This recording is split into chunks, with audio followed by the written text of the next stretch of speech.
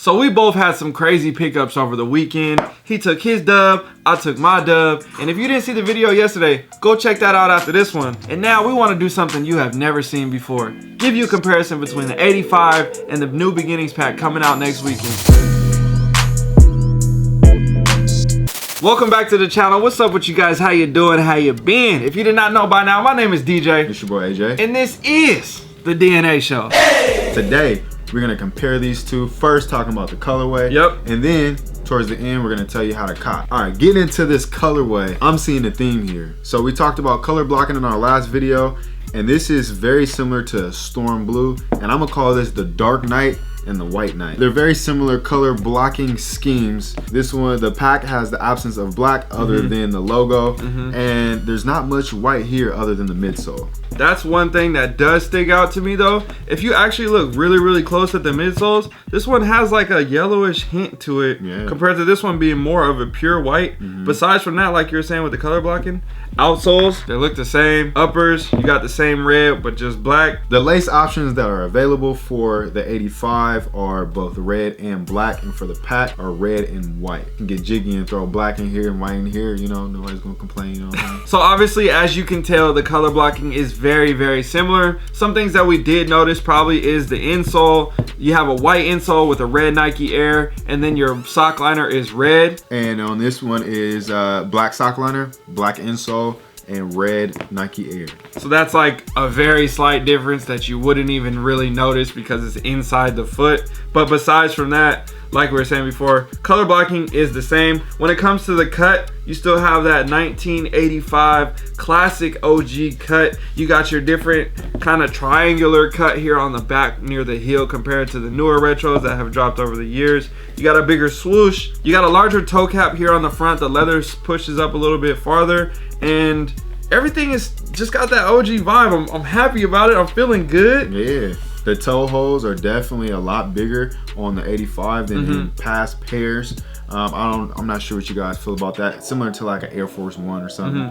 But I think it's a dope hit. I'm loving the OG vibes, I must say. With the 85 reverse bread colorway, we have this dust bag here that it comes in, and it is numbered. The bag is pretty plush, and it features a Nike Air on the emblem in red. So we also have the box, which is not a traditional Air Jordan 1 box.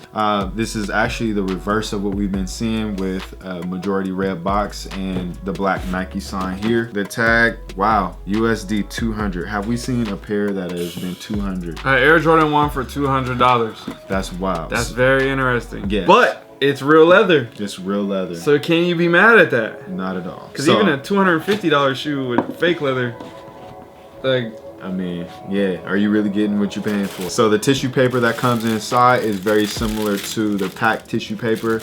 So some people ask the question like, is it worth the extra $30 for the packaging? And what would you say?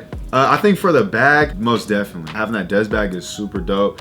And I don't really have an issue with getting dust on my shoes when it's in the shoebox. Right. But I feel like carrying it around, traveling with it, moving them around, you don't have to, you know, you can put it in your suitcase. They'll be nice and clean and protected. I think it's worth it. Okay. Well, let's take it into this one then. We got this big monster over here, so we gotta make some space for this one. You guys know from this pack, if you haven't seen already, go check out the other video for the full review and everything with the airship and the one, but we don't need to worry about that. On here, you have a resemblance of the classic black and red OG box, and then obviously it's a half box, two big old lift up things. So we're gonna open this thing up. Inside, you have 1985 here on this side of the box, and then you have the exact same paper that he had in his box, as well with the Jumpman, the 23, and the Air Jordan Wings logo. Under there, you have a second set of paper. That's just a classic white paper. No dust bags for me.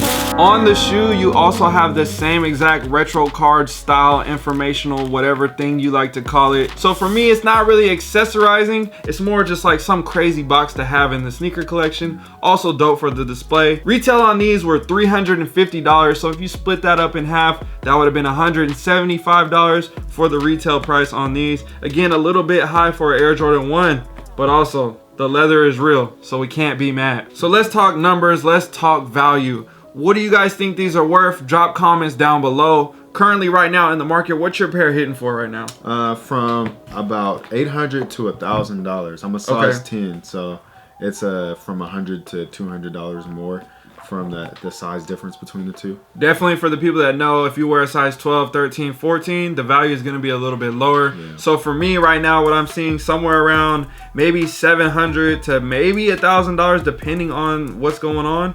But for the pack, it's kind of roughly around $1,100 to $1,200, and then a little bit higher for the smaller sizes. What do you guys think about the value of the shoes at the current market right now, and do you think they'll go up at all?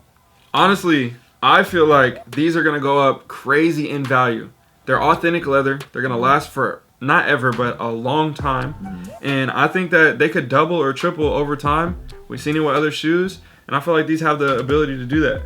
I definitely can see that. My only thing is, how many pairs is Jordan brand More going colors? to going to introduce into the market? Yeah. If we're going to see 30 pairs of these ones go into the market, that will definitely dampen the resale price for these, but I don't think it's going to be much. And also, what do we always say? Normally, the first ones that drop, the OG, well, we know it's not an OG, but the first one when it starts that new wave are the ones that hold their value the best. Most definitely. So we feel like these are the two first ones. This was the hype starter. They followed up with this one very well. They dropped this one before this one. So these two could definitely hold their stance. Maybe if they did drop colorways, I definitely could see where you're saying with watering the market down. But I think these two could hold it down for, you know, their price and everything about it. For sure. So my next question for you and also him is, if you had to rock one and stock one, which one would it be? What do you feel like? I'm definitely going to go with the white colorway over the black colorway, simply because I just think it's much cleaner. Although this is a little easier to rock, I just feel like that white and the contrast, I think is great. I like it a lot. And I'm the opposite. I love dark shoes. I have a bigger foot. So for me, I'm like, I would rock these all day. I would let these sit on ice and let they do their thing over time. Maybe pull them out every once in a while or something. But definitely going with the darker shoe. So drop a comment down below. What do you guys think about them? What would you rock? What would you stock? And were you able to pick these up? Did you take an L? Did you get a W? And now that comes to the next question. How do you get these? Right. Great question. So I think Chicago, being in Chicago All-Star Weekend, I think all the brands out there, Nike, Jordan, whoever, they know that there's going to be a concentration of people who love this product in one area. And Chicago is it. So if you're in Chicago, you have a greater chance than anybody else does in any major city. Sneakers app, I haven't seen it. What's going on? So these haven't surfaced on Sneakers app yet. They have a theory of like, there's so many things and they don't like to put stuff out before the other things, all these different factors. And sometimes they like to drop it on. Have you ever noticed they'll put it on Sneakers app like 2 days before the drop, and you're like, these came out of nowhere. So hopefully we're all crossing our fingers and hoping that it's a draw and not like a regular bot system type thing. But hopefully these land on Sneakers app. I'm hearing 2,300 pairs of these, 23,000 pairs of these. Yeah. Which is even way more limited. Yeah. And when it comes to 2,300 pairs, they probably could stock up, let's say 1,000 pairs in Chicago and put those at a store, at the Jordan brand store, and then drop them there at the store. So if you're 4 hours, 5 hours away, it might be worth driving there to try to get the shoes. So I looked on the Foot Locker app, and on there I seen that they have a reservation that now is available. By the time you see this video, it's probably closed. So everybody that was able to get this, shout out to you that were having your chance to at least try to get the reservation and try to have a chance to win them. But I looked up LA, I looked up New York, and a lot of other major cities, and the only thing that popped up was Chicago, that this pack was going to be available at. Gotcha. So if you have a chance, try to go to there, maybe find somebody outside the line or people that didn't claim their prizes that tried to make it to the city. There's gonna be different random factors like that. I'm sure you'll find it. There's events like Sneaker Summit and different things like that as well happening that same weekend in Chicago.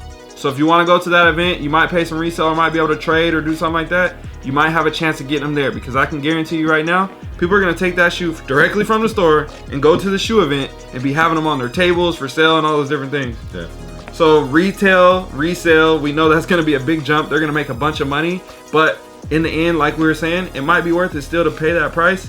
Obviously, we never want to, but sometimes it has to happen that way. All right, if you guys have not seen the other videos, go ahead and check those out to see more in-depth review on both the pack and the 83. And man, we about to get out of here with some dope kicks, man. You know what I'm saying? We did get, I mean, I got lucky, you got lucky, you know what I'm saying? And at the end of the day, it comes down to luck. Bruh. Sometimes it's really like that. People shooting DMs like, Hey, bro, I know you got the pack. and I'm like, no, bro, I didn't get the pack. And then the next day it's like, yeah, I got the pack. It just happens like that. So try. We wish you guys great luck. And again, like we said, he needs to get this, I need to get that. So we still trying over here too. Definitely. Off-white 5s?